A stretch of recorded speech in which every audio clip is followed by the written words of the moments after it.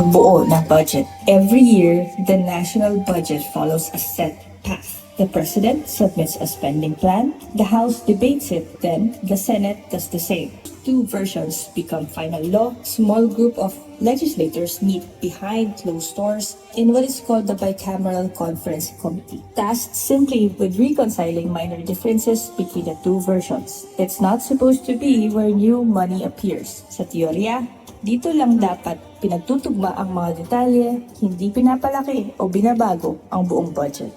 But starting in 2024, this is exactly what happened. 3 years in a row, petitioners, including the late Representative Edsel Lagman and Senator Coco Pimentel, brought the issue before the Supreme Court, arguing that the bicameral that inflated the budget far beyond what either chamber had actually voted on. Former Budget Secretary Benjamin Jokno, testifying as an independent expert, told the court that Congress had exceeded the president's proposed spending only 5 times in over a decade, then suddenly did so 3 years straight under the current administration.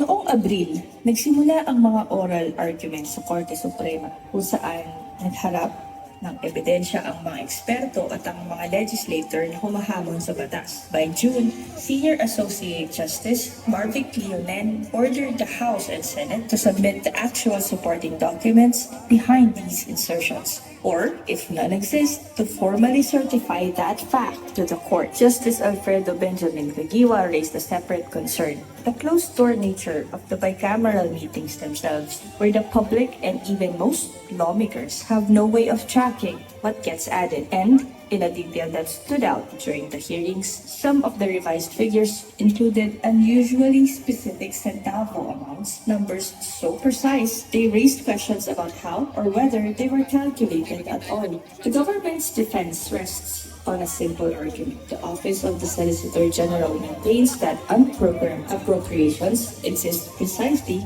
because government resources are limited, and Congress retains full constitutional authority over how public funds are allocated. Senate President Cheese Escudero has pushed back publicly too, noting that the amount critics cite has shifted over time from 9 billion to 150 billion to now several hundred billion, without one consistent figure ever being proven.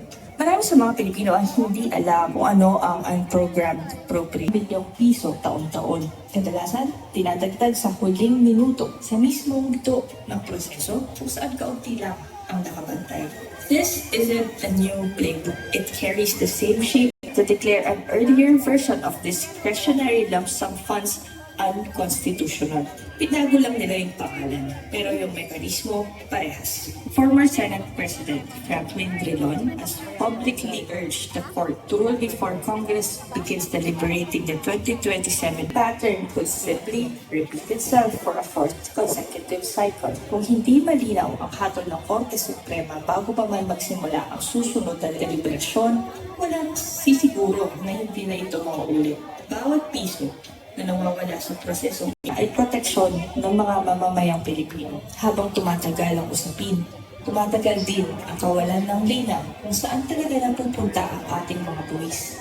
Dapat bang ituring itong bagong form ng korupsyon? O part na lang ba talaga ito ng normal process dito sa bansa natin sa pagbubuo ng budget? Ano sa tingin niyo? Maraming salamat po sa panonood. Tayo po'y magsipagtayo at ilagay ang kamay sa bibig para sa pambansa. Gusto niya ng laksa ng mga boses sa ating mga panawagan. Ulit, meron lang kami ilang sandaling request sa inyo. Unang request namin, ilang sandali lang muna ng pananahimik.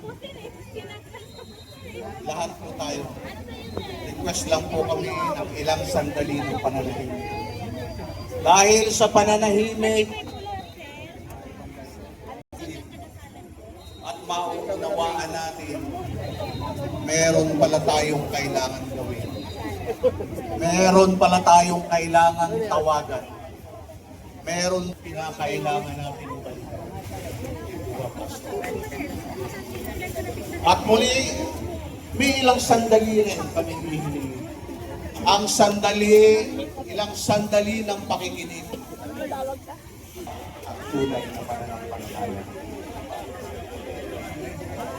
Ilang sandali din lang ang aming hinihiling upang tayo ay maging palatian nyo ang inyong mga kapatid. Pasalamatan sa kanilang pagdalo. Salamat kasama namin. Hindi nyo kami pinababayan. Dahil sa sandali ng pagiging kaibigan kayo, diyan naman yung nagagawanan. Diyan yung magsisimula. Kasama ba na siya? Kinakailangan matutunan natin umibig sa kapwa, pahalagahan ang ating kapwa sapagkat ang umibig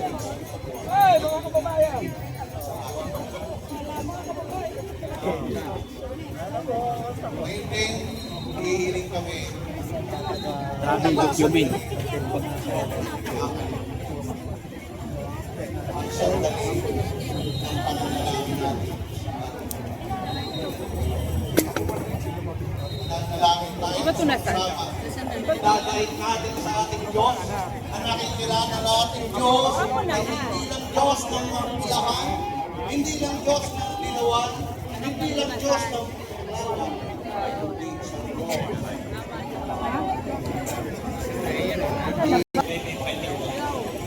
Nagmamalaki. Ipagmalaki niya ito. Na kanya, at kilala niya ako. Sa Romy, nandun lang daw siya sa pagkiyang. Ligo! Ligo! Ligo! Yan!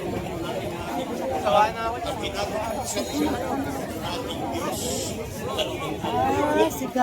Maraming po tayong lahat.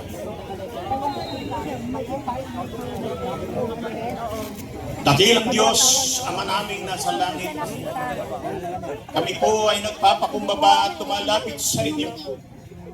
Sa pagkakataon na ito, Diyos, nakikita po ninyo ang dalamhati, ang paghihinagpis ng aming bayan at ang bawat Pilipino na ngayon ay naririto, Ama, sa pagtitipon nito upang aming hingin sa inyo ay hindi lamang kami pagpuplurin, Ama, kundi kami po nawa ay magkaisa na ipaglaban ang katotohanan, ang katuwiran, at higit sa lahat ang justisya sa mga nagdadalamhati namin kapwa Pilipino. At ang aking dalangin, Ama, inyo po kaming batayan sa aming pagtitipon.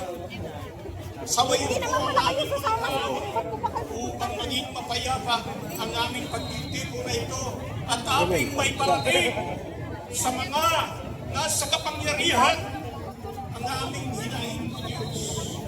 Nananampalataya kami, Ama, sa pagkakataon na ito Kamay pa yun. ay umaabuso at nilalabastanan ang aming sariling batas. Pagkagang pinulawan kami ang manatili ang isang Pilipinas. Ang bawat Pilipino ay naninindigan sa tamang handa sa tingin sa lahat sa isang tamang katwiran na kung saan naman sinabi give us righteous governance.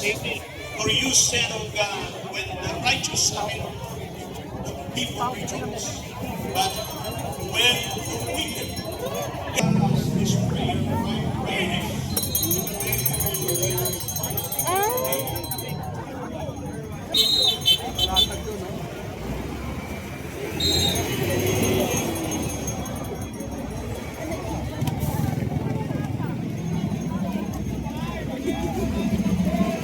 Para sa bayan!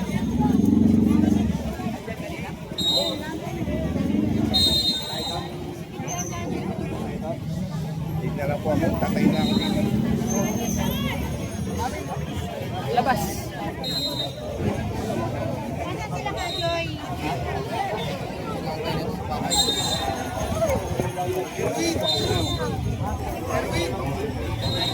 Bakit ka naman gagawin mo yan?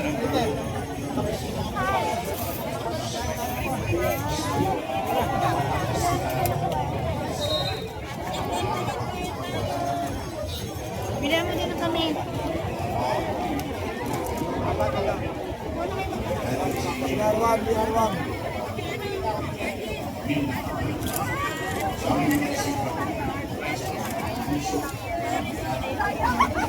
makatuloy.